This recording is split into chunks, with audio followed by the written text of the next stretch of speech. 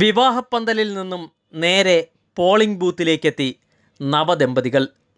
ബാലരാമപുരം സ്വദേശികളായ ജോഷുവയും ദേവികയുമാണ് കതിർ മണ്ഡപത്തിൽ നിന്നും ജനാധിപത്യത്തിൻ്റെ ഉത്സവത്തിന് സാക്ഷ്യം വഹിക്കാനെത്തിയത്.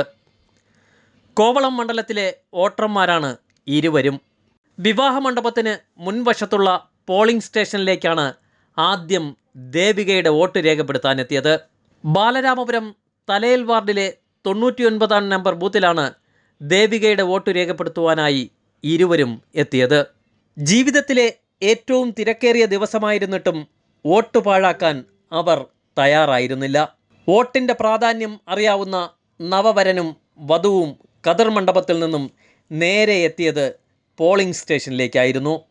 ജനാധിപത്യത്തിൻ്റെ ഏറ്റവും വലിയ ഉത്സവ ദിനത്തിൽ തന്നെ അവരുടെ വിവാഹമെത്തിയതിലും ഏറെ സന്തോഷമാണ് ഇരുവരും പ്രകടിപ്പിച്ചത്. എൻ്റെ കല്യാണ ദിവസം തന്നെ എനിക്ക് വോട്ടിടാൻ പറ്റി, വളരെ സന്തോഷമുണ്ട്. എൻ്റെ അവിടെ ബാലരാമപുരത്താണ്.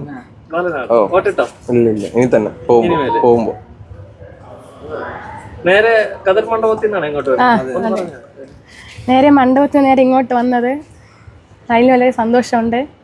ജീവിതത്തിലെ ഏറ്റവും വിലപ്പെട്ട ദിവസം തന്നെ നാടിൻ്റെ ഭാവി നിർണ്ണയിക്കാൻ ഇരുവരും സമയം കണ്ടെത്തി.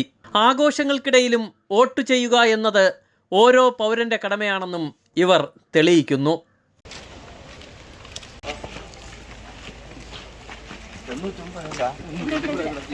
ഒരു വോട്ട് പോലും പാഴാകരുത് എന്ന നിർബന്ധമാണ് കതിർ മണ്ഡപത്തിൽ നിന്നും വിവാഹവേഷത്തിൽ തന്നെ പോളിംഗ് സ്റ്റേഷനിലെത്താൻ ഇരുവരും തീരുമാനിച്ചത്.